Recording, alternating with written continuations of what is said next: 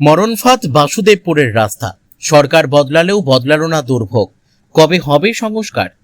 আরামবাগের 2 নম্বর ওয়ার্ডের বাসুদেবপুরে রাস্তার বেহাল দশা এখন স্থানীয় মানুষের কাছে বড় সমস্যার কারণ হয়ে দাঁড়িয়েছে। দীর্ঘ বছর ধরে সংস্কারের অভাবে রাস্তার বিভিন্ন অংশ ভেঙে গিয়ে তৈরি হয়েছে বড় বড় গর্ত।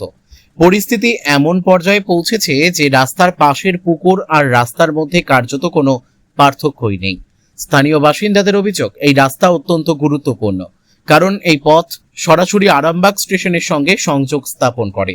এলাকার মানুষের কাছে এটি একটি গুরুত্বপূর্ণ শর্টকাট রাস্তা, যার মাধ্যমে প্রতিদিন বহু মানুষ দ্রুত বিভিন্ন জায়গায় যাতায়াত করেন। কিন্তু বর্তমানে সেই গুরুত্বপূর্ণ রাস্তাই পরিণত হয়েছে মরণফাঁদে। বর্ষা এলেই বাড়ে সমস্যা, জল জমে রাস্তার গর্ত বোঝা যায় না, ফলে প্রতিদিন দুর্ঘটনার আশঙ্কা নিয়ে চলাচল করতে হচ্ছে সাধারণ মানুষকে। স্কুল পড়ুয়া থেকে শুরু করে বয়স্ক মানুষ সকলকেই চরম দুর্ভোগের মুখে পড়তে হচ্ছে। এলাকাবাসীর প্রশ্ন, বছরের পর বছর এই রাস্তার বেহাল দশা চললেও কেন সংস্কারের উদ্যোগ নেওয়া হলো না? সরকার পরিবর্তনের পরও কেন এখনো এই গুরুত্বপূর্ণ রাস্তার সংস্কারের আলো দেখলো না?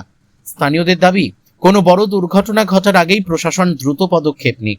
এখন সবার একটাই প্রশ্ন, আর কতদিন মরণফাঁদ হয়ে থাকবে বাসুদেবপুরের এই রাস্তা?